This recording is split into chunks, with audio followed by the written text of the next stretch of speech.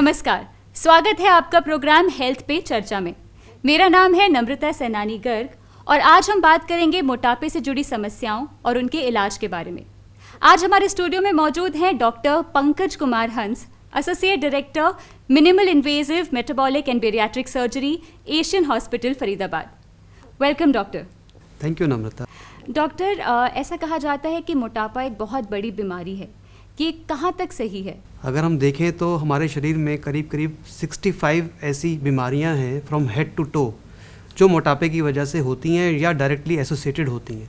और उनमें से बहुत सारी बीमारियां तो हम लोग बड़ी कॉमनली जानते हैं, जैसे डायबिटीज़ है, ब्लड प्रेशर का ज़्यादा होना, हार्ट की प्रॉब्लम्स होना, जोड़ों में दर्द होना। लेकिन बहुत सारी समस्याएं ऐसी हैं जिसका हमें पता भी नहीं होता है कि वो मोटापे की वजह से हैं, जैसे कि बालों का झड़ना, हेडेक होना, सांस की प्रॉब्लम होना, स्लीप एपनिया होना, थायराइड की प्रॉब्लम होना, लीवर की सिरोसिस होना, लीवर में फैटी लीवर होना, गॉलब्लैडर स्टोन्स का बनना, हर्निया का बनना, पाइल्स की प्रॉब्लम होना, घुटनों का दर्द होना, गठिया की प्रॉब्लम होना, वेरिकोज वेन की प्रॉब्लम होना, फिशर्स की प्रॉब्लम होना। और ना केवल ये प्रॉब्लम्स बल्कि बहुत सारे cancers, breast cancers, uterine cancers, prostate cancer, ये भी कैंसर ऐसे हैं जो डायरेक्टली रिलेटेड हैं हमारे वजन से। तो डॉक्टर साहब, मोटापे की इस बीमारी से कैसे बचा जा सकता है या क्या इलाज किया जा सकता है? एक स्टैंडर्ड सेट पैरामीटर है जो वर्ल्ड वाइड एक्सेप्टेबल है, इसको BMI बोलते हैं, बॉडी मास इंडेक्स। उससे हम मोटापे को कैटेगरीज में डिवाइड करते हैं और अगर BMI 19 to 23 है एज पर इंडियन क्राइटेरिया, तो वो एक नॉर्मल BMI लिया जाता है। जब उससे ऊपर जाता है 23 to 25, that comes in a category of overweight, and above that comes in a category of obesity. तो डिपेंड करता है कि आप किस क्लास ऑफ ओबेसिटी में आ रहे हैं। अगर आप फर्स्ट क्लास ऑफ ओबेसिटी में आ रहे हैं जिसमें BMI लेस देन 30 है, तो उसमें हम लाइफस्टाइल मॉडिफिकेशन, एक्सरसाइज, डाइटिंग ये एडवाइस करते हैं। और उसके बाद कुछ मेडिकेशंस का रोल आता है। और मोर देन 37.5 BMI में that is called as morbid obesity, जिसमें बेरियाट्रिक सर्जरी का रोल आता है। तो जैसे आपने बताया, ये बेरियाट्रिक सर्जरी ये क्या है और कैसे की जाती है? नम्रता, बेरियाट्रिक सर्जरी वेट लॉस की एक सर्जरी है। जब भी पेशेंट हमारे पास आते हैं, हम उनके कुछ एक सेट पैटर्न ऑफ टेस्ट कराते हैं। हमको ये रूल आउट करना होता है कि वो मोटा क्यों हुआ, उसका कारण क्या था। कहीं ऐसा तो नहीं कोई हार्मोनल उसमें प्रॉब्लम थी, कोई मेडिकल प्रॉब्लम थी और हम अगर सर्जरी कर देंगे तब भी उसका वेट लूज़ नहीं होगा। तो हम उसके इन्वेस्टिगेशंस कराते हैं, पहले हम इसके रूल आउट कर लेते हैं, हम उनको सर्जरी ऑफर करते हैं। वो भी पेशेंट के टेस्ट के बाद पता लगती है, क्योंकि सर्जरी जो है कई तरह की होती है। अगर सर्जरी को डिफाइन करें तो 2 बेसिक कैटेगरी में सर्जरीज को हम डिवाइड करते हैं, रिस्ट्रिक्टिव एंड मैल एब्जॉर्प्टिव। और वो डिपेंड करता है पेशेंट के प्रोफाइल पे कि हमें क्या सर्जरी उसको ऑफर करना है। तो डॉक्टर साहब, इन दोनों सर्जरीज में क्या अंतर है?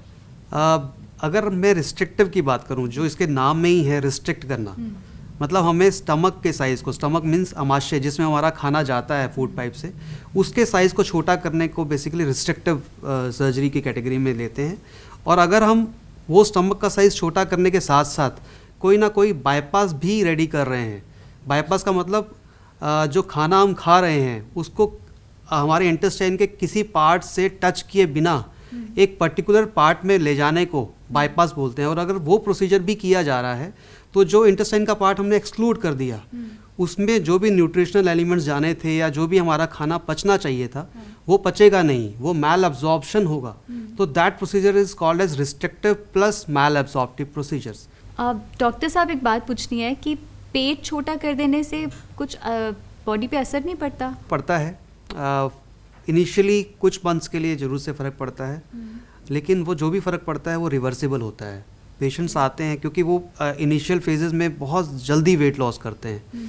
इनिशियल 2-3 मंथ्स में वेट लॉस जो है every month 7-8 kg weight loss होता है। तो उनको कहीं ना कुछ वीकनेस आ रही होती है, उनके हेयर फॉल हो रहा होता है, उनको विटामिन की डेफिशिएंसीज हो रही होती हैं क्योंकि वो प्रॉपर फूड अपना नहीं ले पा रहे होते। इनिशियली हम लोग उनको लिक्विड्स पे रखते हैं, फिर सेमी सॉलिड्स पे रखते हैं और आफ्टर 2 मंथ्स उनको सॉलिड फूड देते हैं। इसके अलावा उनको कुछ सप्लीमेंट्स देने होते हैं जिसमें प्रोटीन इज़ वेरी इंपॉर्टेंट। इसके अलावा उनका कैल्शियम, आयरन, मल्टीवाइटामिन्स, कुछ और मिनरल्स हमें सप्लीमेंटेशन देना होता है। अनटिल अनलेस जब वो अपना प्रॉपर फूड लेने लगते हैं तब उनकी ये डेफिशिएंसीज अपने आप से करेक्ट हो जाती हैं। और इन तरह की सर्जरीज में कोई रिलैप्स का भी चांस रहता है? रिलैप्स हो सकता है। जैसे मान लीजिए मैंने सर्जरी की 150 kg वेट में और उसका वेट 80 kg आ गया, अगर वो अपना वेट उस चीज़ को मेंटेन करना चाहते हैं तो उनको एक स्ट्रिक्ट डाइट को फॉलो करना है, एक्सरसाइज करनी है।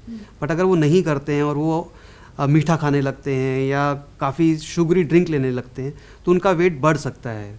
स्टमक का साइज़ उतना नहीं आएगा वापस, लेकिन वेट बढ़ना कैलोरीज से डायरेक्टली कनेक्टेड है, तो वेट बढ़ सकता है लेकिन उतना नहीं बढ़ेगा जितना वो पहले थे। डॉक्टर साहब, लोग कहते हैं कि सर्जरी काफ़ी कॉम्प्लिकेटेड है, तो आपकी क्या राय है इस पे? मैं कॉम्प्लिकेटेड तो नहीं कहूँगा। ये सर्जरीज होते हुए 60 ईयर्स हो चुके हैं। Techniques have been developed very much, instrumentation equipment बहुत अच्छे आ चुके हैं। Yes, this surgery is a major surgery because ये सर्जरीज जो हैं वो नॉर्मल BMI के पेशेंट से नहीं, हाई BMI पेशेंट में होते हैं, तो उनमें बहुत सारी कोमॉर्बिडिटीज़ होती हैं, डायबिटिक हैं, कार्डियक प्रॉब्लम्स हैं, स्लीप एपनिया की प्रॉब्लम है, तो वो पेशेंट जो है वो नॉर्मल प्रोफाइल के पेशेंट नहीं होते हैं। ऐसे पेशेंट को ऑप्टिमाइज़ करने में भी टाइम चाहिए होता है और उनको ऑप्टिमाइज़ करने के बाद ही सर्जरी की जाती है, ना केवल सर्जरी, क्योंकि उसमें एनेस्थीसिया का रिस्क भी होता है। तो these surgeries are very safe like other laparoscopic surgeries we do for gallbladder and hernia. तो ये कॉम्प्लिकेटेड ना होके, yes, these are major surgeries. तो देखा आपने कि मोटापे जैसी साधारण लगने वाली चीज़ कितनी खतरनाक हो सकती है। ये तकरीबन सभी बीमारियों का कारण है, इसीलिए इसको नज़रअंदाज करना ठीक नहीं है। इसका इलाज भी काफ़ी आसान है। इसकी सर्जरी कॉम्प्लिकेटेड है पर संभव और सुरक्षित है। ये सर्जरी लैप्रोस्कोपिक तकनीक द्वारा ही होती है। फिल्म स्टार्स और सेलिब्रिटीज़ में ये सर्जरी आम है। तो अगर आपको ज़रा सा भी ओवरवेट का इशू है तो आप संभल जाएं और ज़्यादा वज़न होने पर अपने स्पेशलिस्ट डॉक्टर की ज़रूर सलाह लें। अपने BMI का ध्यान रखें। Thank you so much doctor साहब, आप हमारे स्टूडियो में आए और आपने हमको इतनी वैल्यूबल इन्फॉर्मेशन दी। Thank you Namrata. आप देखते रहिए हेल्थ पे चर्चा। हम फिर मिलेंगे अगले एपिसोड में एक नई चर्चा के साथ।